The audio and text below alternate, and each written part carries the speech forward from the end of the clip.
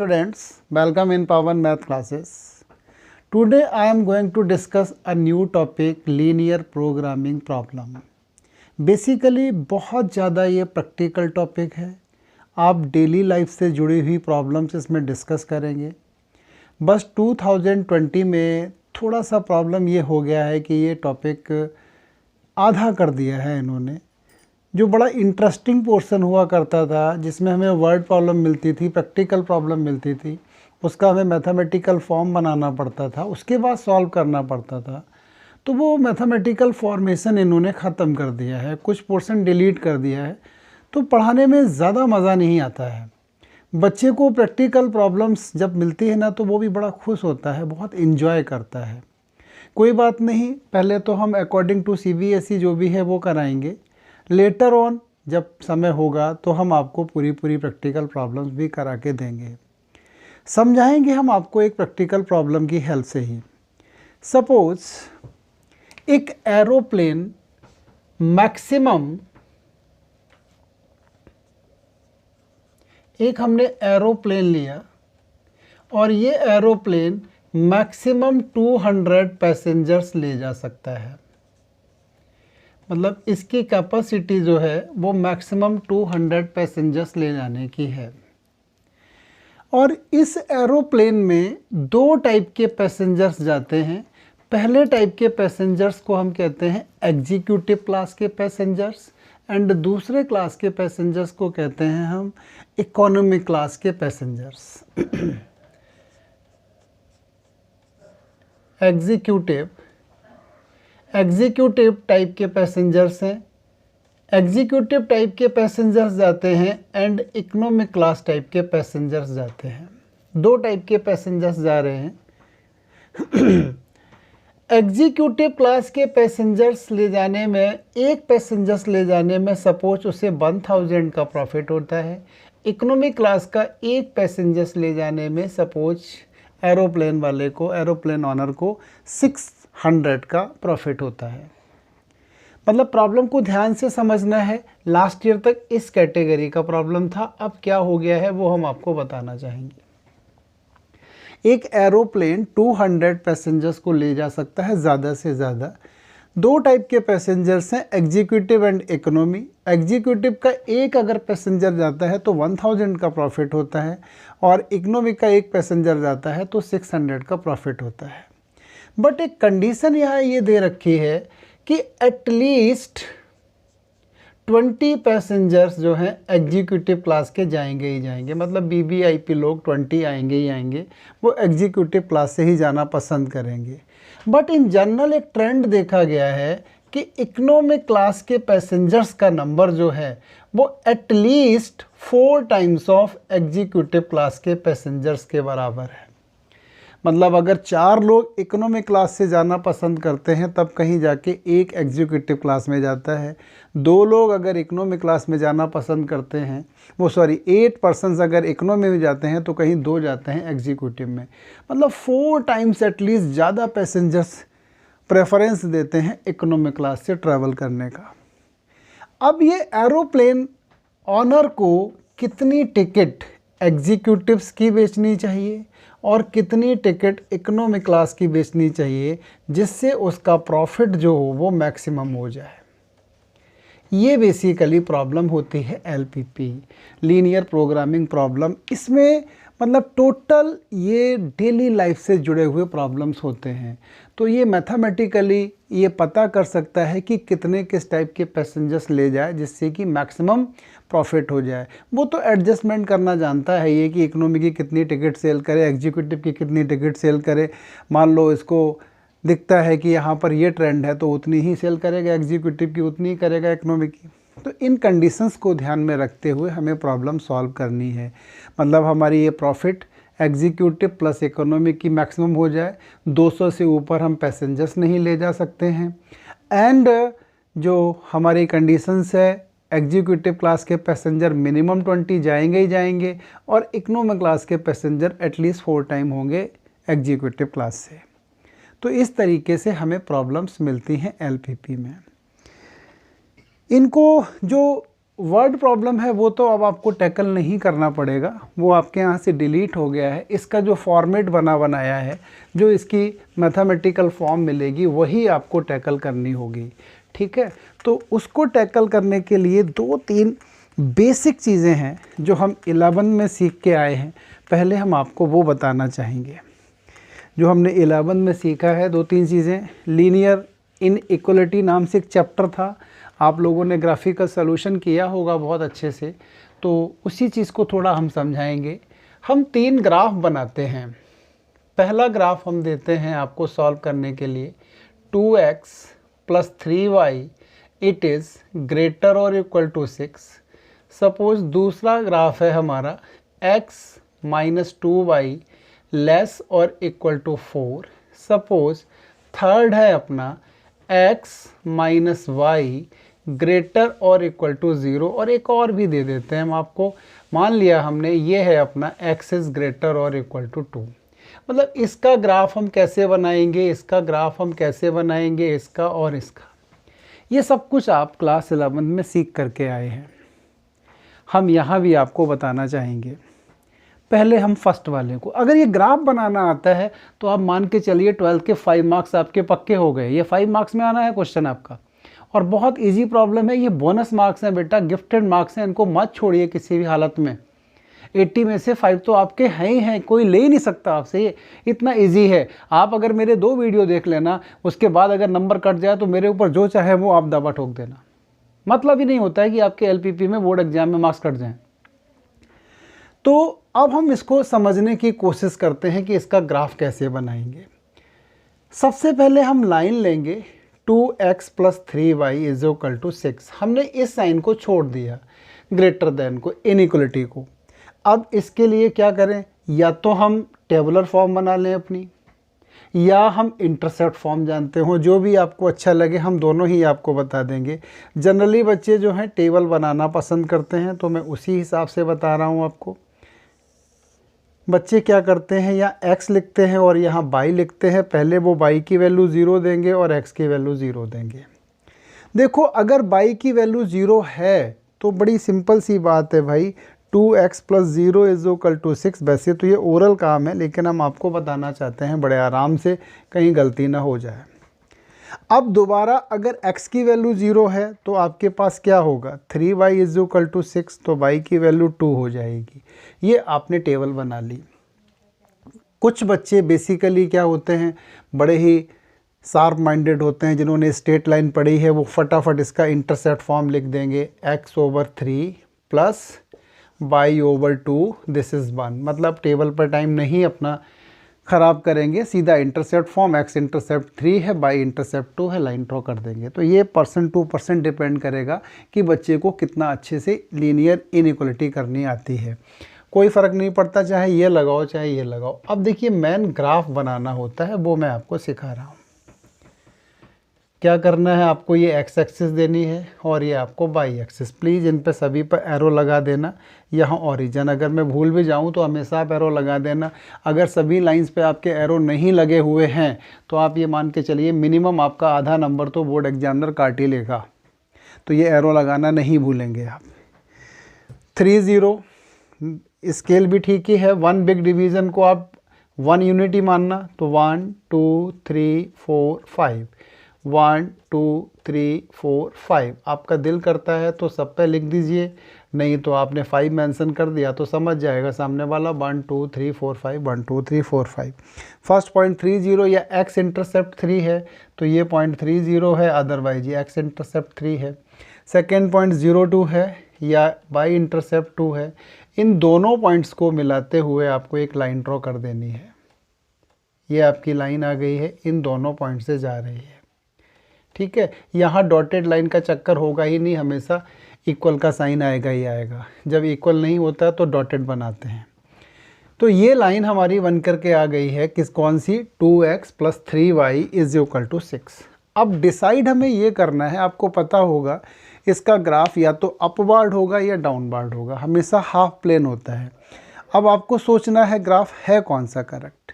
तो इसके लिए हमेशा ध्यान रखिए, whenever line is not passing through origin, जब लाइन ऑरिजन से नहीं पास होती है, then always consider 0 0 as a testing point. तो थोड़ा सा रफ वर्क कर लीजिए, कुछ बच्चे डायरेक्ट ही कर लेंगे, तो रफ वर्क हम बताते हैं। अब आप इन इक्वेशन लिख लो अपनी, लेस वो ग्रेटर देन 6, इस पे 0 0 सब्स्टिट्यूट कर दो, तो 2 into 0 plus 3 into 0 greater than 6, 0 is greater then 6, ये तो भाई फॉल्स है। इसका मतलब 0 0 हमारे रिक्वायर्ड रीजन में नहीं है, तो ग्राफ क्या बनेगा, अवे फ्रॉम द ऑरिजन। इस तरफ का पोर्शन आप शेडेड कर दीजिए, यही हमारी लीनियर इन इक्वेशन का ग्राफ है। किसका, फर्स्ट वाले क्वेश्चन का, 2x plus 3y is greater then 6 का। तो ये आपने देखा है, ये केवल हम 11th करा रहे हैं पहले, क्योंकि हो सकता है कि कुछ बच्चों को याद ना रहा हो, भूल गए हो। वैसे तो आई होप कि मोर देन 80% बच्चे तो ये ग्राफ बनाना जानते ही होंगे, एटलीस्ट 80% बच्चे इस ग्राफ को बना लेंगे। अब हम देखते हैं दूसरी वाली लाइन का ग्राफ कैसे बनाएंगे। हमारी सपोज लाइन है x minus 2y is less than और इक्वल टू 4। यहाँ पर भी दोनों ही ऑप्शन हैं आपके पास, इंटरसेप्ट फॉर्म भी यूज़ कर सकते हैं, अदरवाइज़ टेबुलर फॉर्म भी यूज़ कर सकते हैं, जैसा भी आपका दिल करे उस तरीके से काम कीजिए। तो ये है x माइनस 2y, अभी तो इक्वल ही रखेंगे। आपने फटाफट टेबल बना दी, यहाँ लिखा x और ये दे दिया है y, x और y दे दिए हैं। अब इनकी वैल्यू पहले y 0 रखते हैं, फिर x 0 रखते हैं। y को 0 दे दिया तो x तो 4 आ गया, x को 0 दे दिया तो y माइनस 2 आ गया।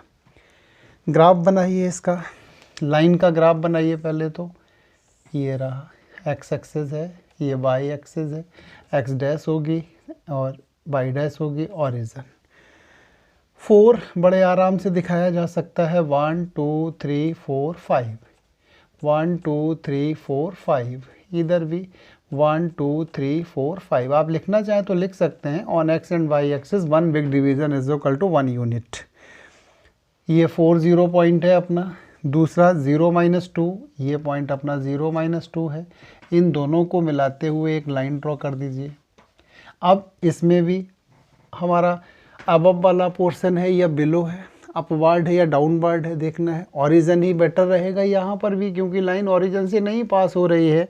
तो ये x माइनस 2y, और बहुत सारे आपके पास ऑप्शन है, बट सबसे इजी यही ऑप्शन रहता है, 0 माइनस 0 इज़ लेस देन 4। ये ट्रू है भाई, 0 तो 4 से छोटा होता है।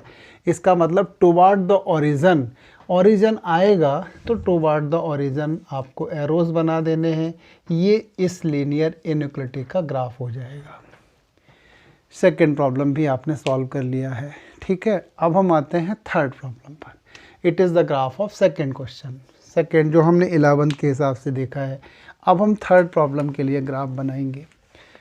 थर्ड प्रॉब्लम में लाइन क्या लिखेंगे आप, x minus Y this is equal to 0। Third problem में आपकी लाइन होगी x minus Y this is equal to 0। ये लाइन इंटरसेप्ट फॉर्म में आप नहीं निकाल सकते हैं। क्यों नहीं निकाल सकते हैं, आपको पता है, जब x एंड y के टर्म में कांस्टेंट नहीं है तो पक्का ऑरिजन से लाइन पास हो रही है, 100% ऑरिजन से पास होगी, तो एक पॉइंट तो आपको देना ही है 0 0। दूसरी आपकी मर्जी, y is equal to x है तो आपने 2 2 दे दिया। 2 पॉइंट बहुत है लाइन ड्रॉ करने के लिए, ज़्यादा की ज़रूरत नहीं होती है।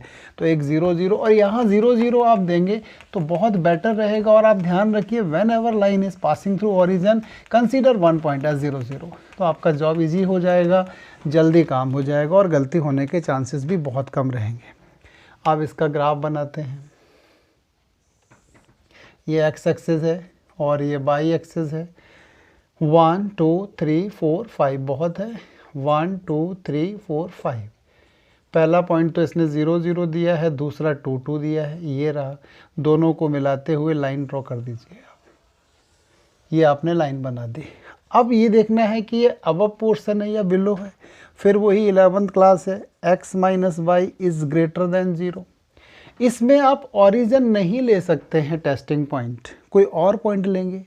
तो देखो बेटा अगेन बहुत सारी पॉसिबिलिटीज़ हैं, बट एक हमेशा आपको ध्यान में रखना है, हमने जो बताया है 0 0 हम टेस्टिंग पॉइंट लेंगे या फिर first point of x axis, first point of x axis जो भी आपने स्केल में 1 0 रखा है, 10 0 रखा है, 20 0 रखा है, वो ज़्यादा बेटर रहता है। तो first point of x axis 1 0 है, 1 0 से चेक करके देख लो 1 - 0 इज़ ग्रेटर देन 0, ये भाई ट्रू है। 1 तो बड़ा होता है 0 से, तो इसका ग्राफ क्या होगा, टुवार्ड्स द ओरिजिन बनेगा, वो सॉरी टुवार्ड्स द 1 0 पॉइंट बनेगा। तो 1 0 तो ये पॉइंट है, इसकी तरफ आएगा, ये ट्रू है, 1 इज़ ग्रेटर देन 0, तो इस तरफ आप एरो लगा दीजिए, ये इसका क्या बन जाएगा, ग्राफिकल सॉल्यूशन हो जाएगा इस लीनियर इनइक्वालिटी का। लास्ट वाली बहुत ज़्यादा आसान है, मैं देने के मूड में नहीं था, बट हमने सोचा कि शायद कुछ बच्चों को कन्फ्यूज़न हो। तो फोर्थ इसमें कुछ करना ही नहीं, एक्स इज़ ग्रेटर और इक्वल टू 2। आपको पता है कि X is equal to constant means line parallel to Y axis होती है। तो line parallel to Y axis, 2 से लाइन गुजार दीजिए आप, ये आपने लाइन निकाल दी। अब x 2 से ज़्यादा है, कम नहीं है, इसका मतलब ये राइट साइड में जाएगा, अगर लेस होता तो लेफ़्ट साइड में ले लेते। यहाँ कुछ टेस्टिंग वेस्टिंग पॉइंट देखने की ज़रूरत नहीं है। तो ये आपका सब कुछ 11th क्लास से था कि इसका ग्राफ कैसे ड्रॉ करेंगे हम, इसका ग्राफ कैसे ड्रॉ करेंगे, इसका ग्राफ कैसे ड्रॉ करेंगे, इसका ग्राफ कैसे ड्रॉ करेंगे। अब एक प्रॉब्लम, हम पहला प्रॉब्लम आपको काफ़ी समय लगा के समझाएंगे, जिसमें हम हर तरीके की कंडीशन यूज़ करेंगे एक क्वेश्चन में। उसके बाद मतलब पहला ही प्रॉब्लम हम सबसे अच्छा देना चाहते हैं आपको, कि आप फंस ना जाएं कहीं प्रॉब्लम पर, क्योंकि अभी आप एनर्जेटिक हैं, स्टार्ट नहीं किए एक्सरसाइज, तो फिर कोई प्रॉब्लम नहीं होगी, आप बड़े आराम से समझ लेंगे। बहुत आसान चीज़ है ये, मैंने आपको पहले ही बोला स्टार्टिंग में कि ये हमारी जो 5 मार्क्स हैं ना LPP के, ये गिफ्टेड मार्क्स हैं। अगर ये हम लेने में चूक गए तो एंटायर लाइफ रिग्रेट करते रहेंगे हम कि यार LPP का क्वेश्चन गलत हो गया। बिल्कुल हलवा है ये मैथ में। और जिन बच्चों के नंबर थोड़े से बाउंड्री लाइन पे आते हैं, प्लीज़ बुरा मत मानना, कुछ बच्चे ऐसे होते हैं जो हमेशा यही सोचते हैं कि बस कैसे भी मैथ में पासिंग परसेंटेज आ जाए। तो उनके लिए हमारी सिंसियर एडवाइस है कि LPP को तो बिल्कुल छोड़ना ही नहीं है किसी भी हालत में, क्योंकि अगर ये धोखा दे गई तो फिर आपको जो 27 स्कोर करना है वो नहीं होगा। 5 मार्क्स सीधे यहाँ से बनते हैं, 27 से 22 टारगेट रह जाता है। अब हम एक प्रॉब्लम दे के सॉल्व करते हैं। क्वेश्चन सबसे बढ़िया प्रॉब्लम दे रहे हैं, जो हमने आपको समझाया था उसी को मैथमेटिकल फॉर्म में लिख रहे हैं। Maximise z is equal to 1000x plus 600y subject to constants x plus y less or equal to 200, y is वो greater or equal to 4x, x is greater or equal to 20 and y is greater or equal to 0। इसको हम कहते हैं objective function. ये objective function है। ये जो conditions होती हैं ये कहलाती हैं सब्जेक्ट टू कांस्टेंट, मतलब ये हमारी कंडीशंस हैं, इसको फॉलो करना है। इसमें नहीं लिखा है, नहीं जनरली ये होता है एक्स वाई ग्रेटर और इक्वल टू 0। इसको कहा जाता है non negative restrictions. Non negative restrictions मतलब कभी भी एक्स और वाई की वैल्यू नेगेटिव नहीं आएगी, चाहे जो चीज़ आपने मैक्सिमाइज़ की या मिनिमाइज़ की है, कुछ भी हो रही हो, हम नेगेटिव उसे नहीं ले सकते हैं। तो अब हम इस प्रॉब्लम को सॉल्व करना स्टार्ट करते हैं। ये सब्जेक्ट टू कांस्टेंट हैं, इनको ग्राफ पर हम किस तरीके से ला सकते हैं वही देखना है। तो ये तो हम हटा देते हैं, थोड़ा सा हम चाहते हैं कि एक ही बार बोर्ड पर ये क्वेश्चन हो जाए। हार्डली 5 मिनट का खेल है, 5 मिनट में ये प्रॉब्लम हम ख़त्म कर लेंगे अपना। सबसे पहले हमने x plus Y this is equal to 200, इसको नंबर 1 डाला। इसके लिए टेबल तैयार की। जब तक अपने पास रो डाटा ही नहीं बनेगा हम प्रोडक्ट कैसे बनाएंगे भाई। तो ये x और ये y, x 0 लिया, y0 x0, यहाँ पर भी ये 200 और ये भी 200, पहला तो काम ख़त्म हो गया।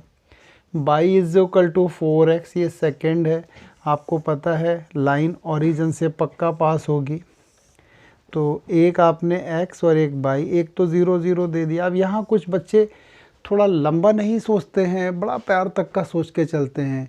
क्या करेंगे, वो x की वैल्यू 1 दे देंगे तो y 4 दे देंगे। अरे भैया x 1 दे दिया मान लो मैंने, तो y की वैल्यू 4 हो गई। एक तरफ तो 200 दिखाना चाहते हैं आप, एक तरफ 1 दिखाना चाहते हैं, कैसे करेंगे स्केल एडजस्ट, नहीं हो पाएगा।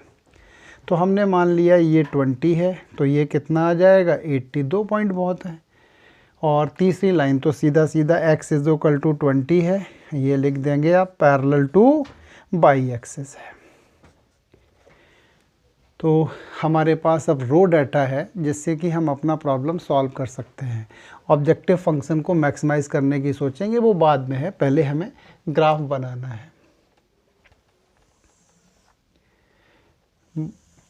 आप कोशिश करेंगे अपने ग्राफ पेपर पर फर्स्ट क्वाड्रेंट को बड़े से बड़ा बनाएं। आंसर हमेशा आपका फर्स्ट क्वाड्रेंट में ही आता है। 1 2 3 4 5, एक को हम 20 लेंगे तो 100 लिख दिया।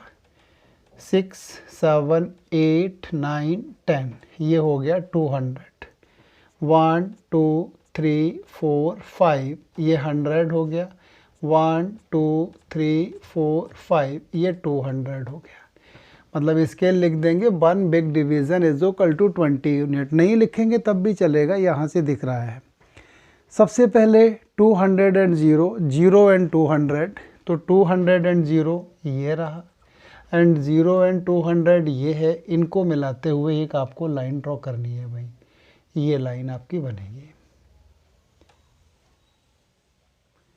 ये आपने लाइन ड्रॉ कर दी। अगर आपके पास वक्त है तो इन इक्वेशन लिख दो, नहीं नंबर 1 तो लिखिए दो कम से कम, ये पहली लाइन का है। दोबारा 0 0 ये रहा, फिर 20 एंड 80, 20 ये है और 80 ये है भाई, तो 20 एंड 80 से लाइन निकाल दीजिए, ये बना दी 0 0 20 एंड 80। तीसरी बार एक और लाइन है हमारी, वो क्या है लाइन आपकी, अब x is equal to 20, line parallel to Y axis, तो ये है।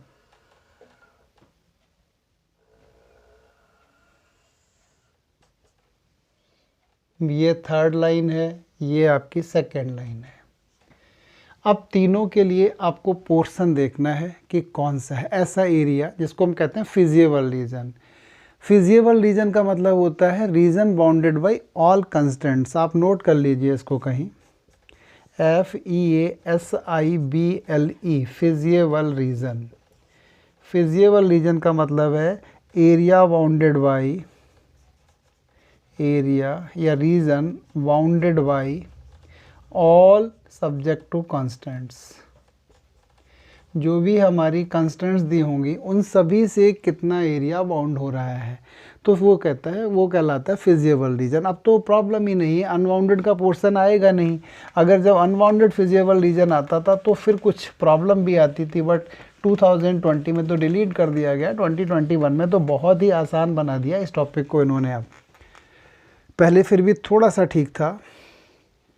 पहली लाइन के लिए देखते हैं, हमारी फर्स्ट जो कंडीशन है वो ये है भाई, x plus Y less than 200। बेटा ओरिजिन से नहीं पास हो रही है तो 0 0, ओरल चेक कर सकते हो तो अच्छी बात है, ट्रू है।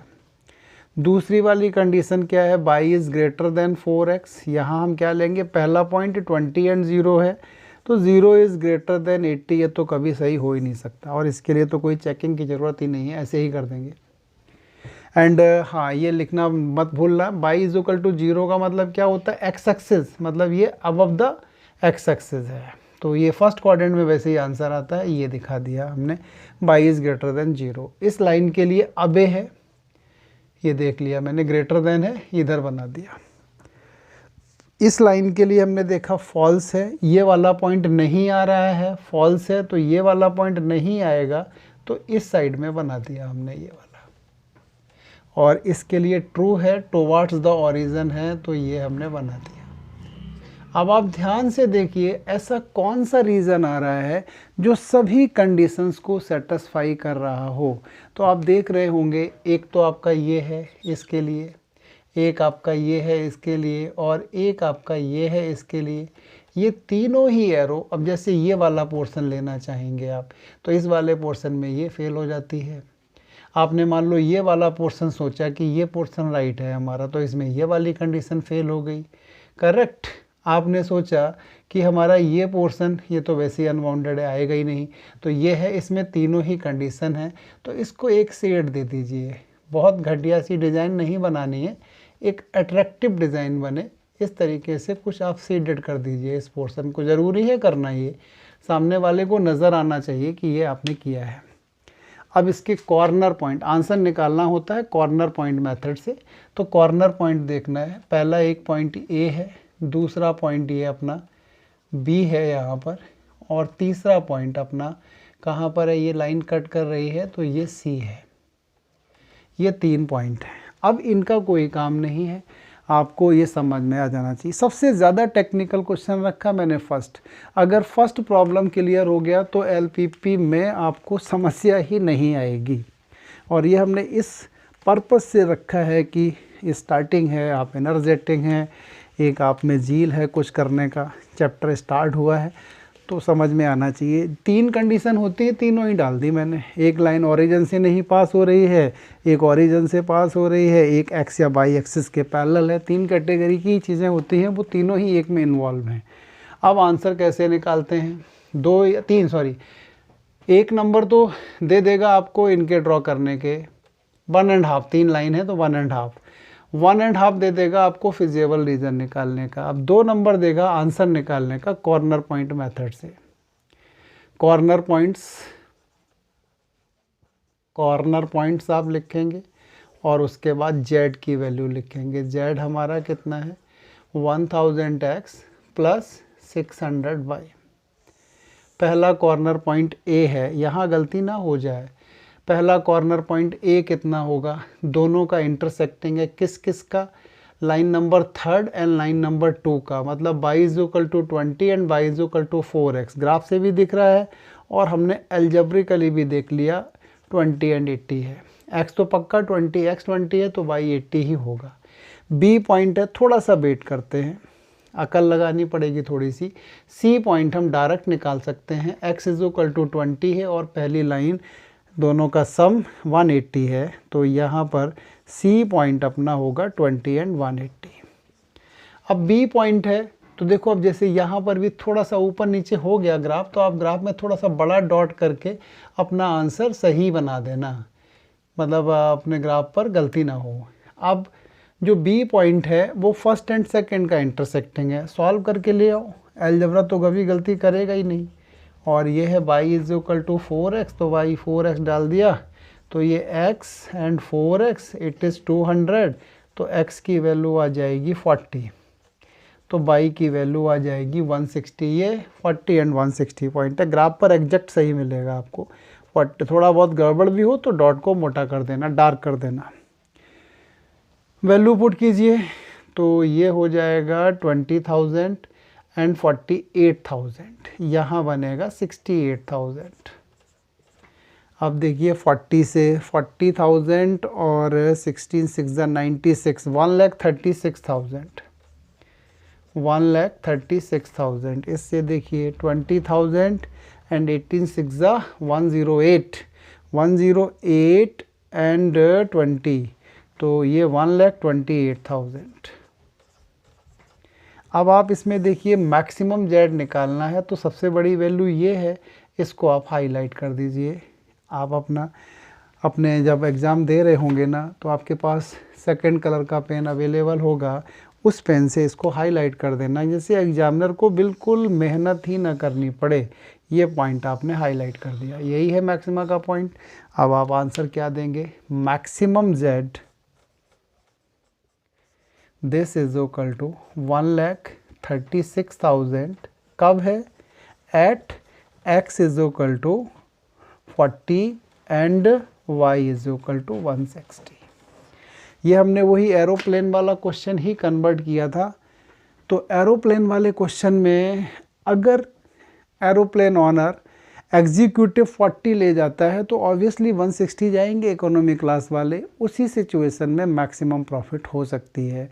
तो ये है एक हमारा एलपीपी का प्रॉब्लम। सबसे पहले हम क्या करेंगे, ग्राफ बनाएंगे। ग्राफ बनाने के बाद फिजिबल रीजन के बाद क्या करेंगे, हम कॉर्नर पॉइंट से आंसर निकालेंगे। तो इस चीज़ को आप नोट कर लीजिए बहुत अच्छे से कि जो 2020 वाला पोर्शन है, जो इस साल जो आएगा 20 एंड 21 में, उसमें केवल आपको 3 स्टेप ही फॉलो करने हैं। सबसे पहले क्या करना होगा, मतलब इसकी एल्गोरिथम बता देता हूँ मैं। सबसे पहले draw the lines corresponding to subject to constraints के लिए। नंबर 2, फाइंड फिजिबल रीजन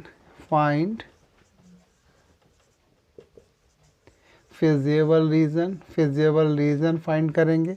एंड तीसरा स्टेप होता है by corner points method find maximum और मिनिमम जेड। ओनली 3 स्टेप्स में आपका प्रॉब्लम ख़त्म हो जाएगा। पहले आपको लाइंस ड्रॉ करनी है, फिर आपको फिजिबल रीजन, उसके बाद कॉर्नर पॉइंट मेथड। ये 3-2 होगा, ये 3 नंबर देगा इसके लिए और 2 नंबर इसके लिए देगा। ओके, अब कुछ प्रॉब्लम और देखते हैं एलपीपी पर सॉल्व करके। 1-2 क्वेश्चन देखेंगे आज, इसके बाद अगले पर तो बहुत अच्छे से करा देंगे आपको। यस बेटा, कुछ और 1-2 क्वेश्चन देखते हैं, फिर अगले वीडियो में 4-5 क्वेश्चन करेंगे। 10 क्वेश्चन भी आपने कर लिए तो बहुत है इसके लिए।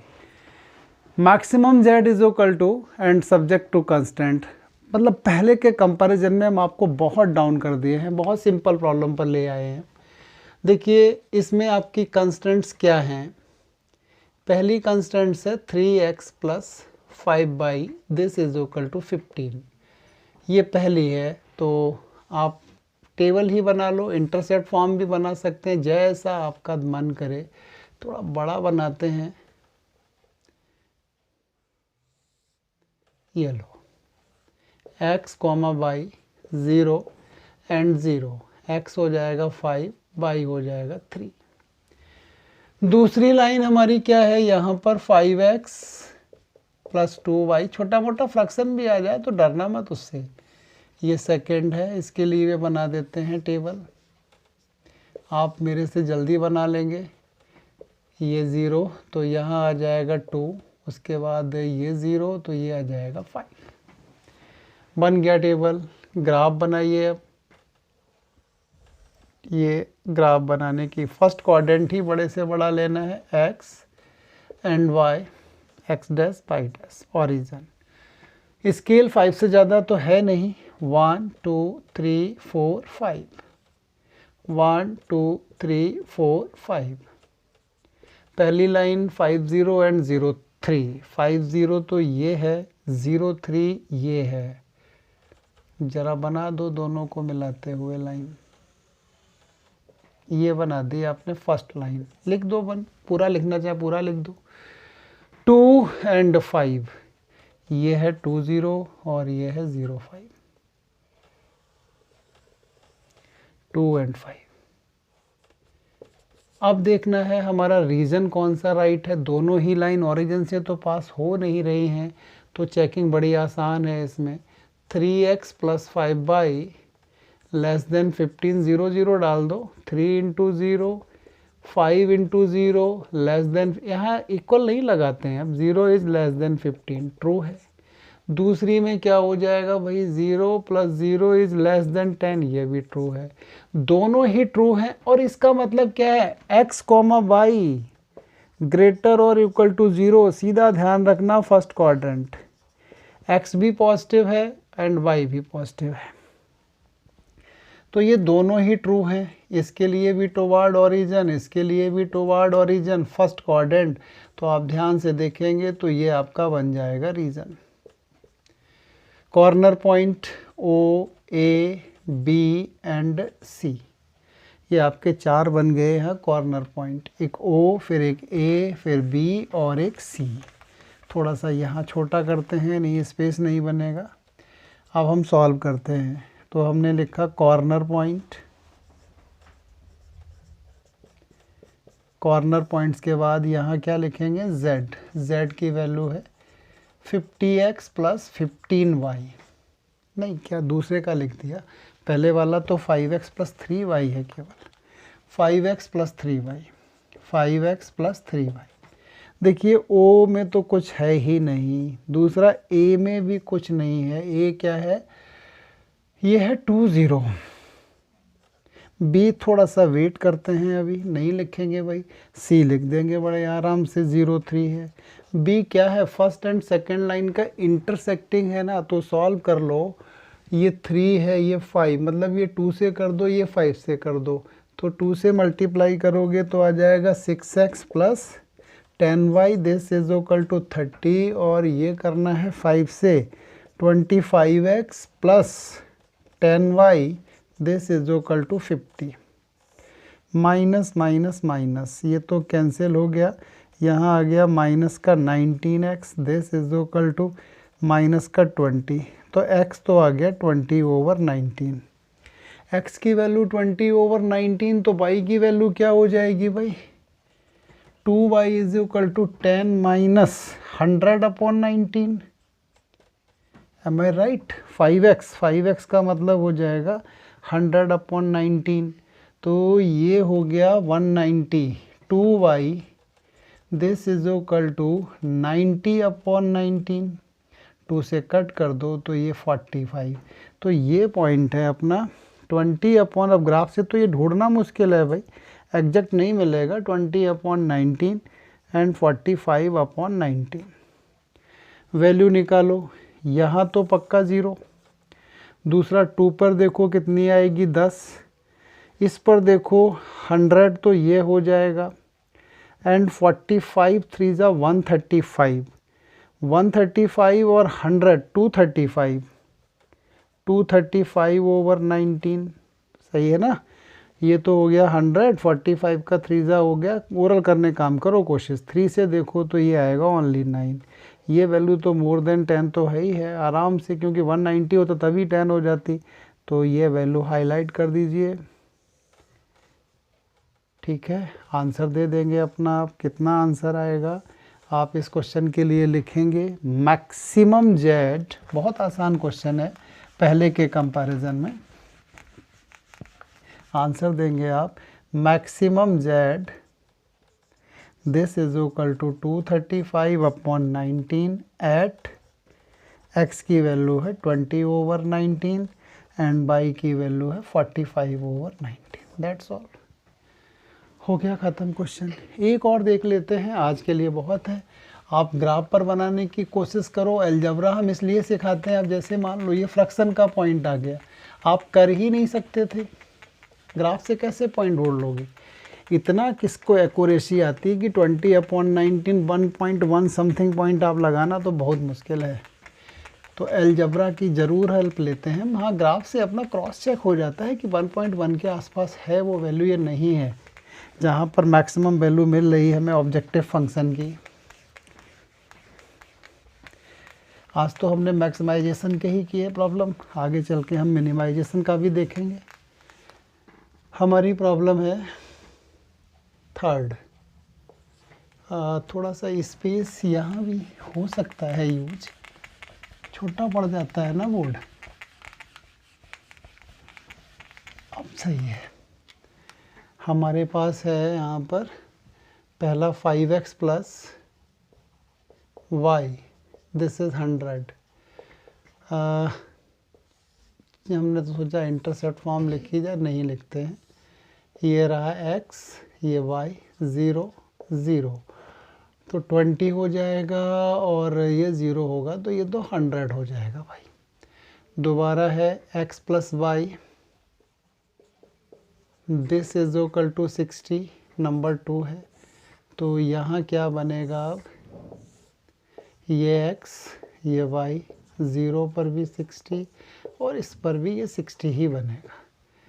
तीसरी लाइन क्या है, x इज इक्वल टू 20, सीधा लिख देना पैरेलल टू y एक्सिस। तो मतलब ग्राफ का तो काम आपका ख़त्म हो गया। ये थर्ड है। ग्राफ बनाते हैं। अब ग्राफ बनाएंगे, ऐसा करते हैं, ये मैक्सिमम वाला भी हटा ही देते हैं ना, ये यहाँ लिख लेंगे, कॉर्नर पॉइंट पे आ जाएगा। कॉर्नर पॉइंट्स स्पेस बनाने के लिए पहले ही लिख रहा हूँ मैं 50x प्लस 15y। अब ये हट जाएगा तो ये दो लाइन और स्पेस बन जाएगा। ये तो अभी नहीं कर सकते हैं रफ, हमें चेक करना है फिजिबल रीजन के लिए। फर्स्ट क्वाड्रेंट बड़े से बड़ा, आंसर फर्स्ट क्वाड्रेंट में ही आना है। ये लो x एंड y। पॉइंट कहाँ तक जाते हैं, 100 तक, तो 10 मानना पड़ेगा वन वीक डिवीजन को। 1 2 3 4 5 6 7 8 9 10। 1 2 3 4 5 50 6 7 8 9 10 100। पॉइंट है हमारा 20 0 एंड 100 0। ये रहा 20 0 और ये 100 0। तो ये बना दीजिए लाइन अपनी।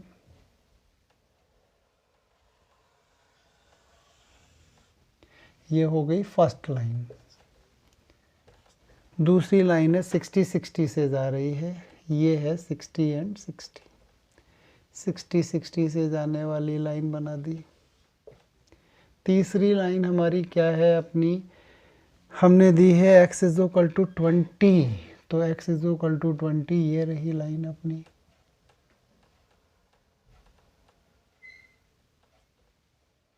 ये थर्ड हो गई। x इज लेस देन दिया हुआ है, सबसे पहले तो इसी को ख़त्म करते हैं ना। x इससे छोटा है, इधर आएगा, ये दिखा दिया। फर्स्ट क्वाड्रेंट तो है ही है क्योंकि x Y greater equal to 0 लिखा हुआ है। अब ज़रा लाइन नंबर 1 के लिए ओरली चेक कर लें।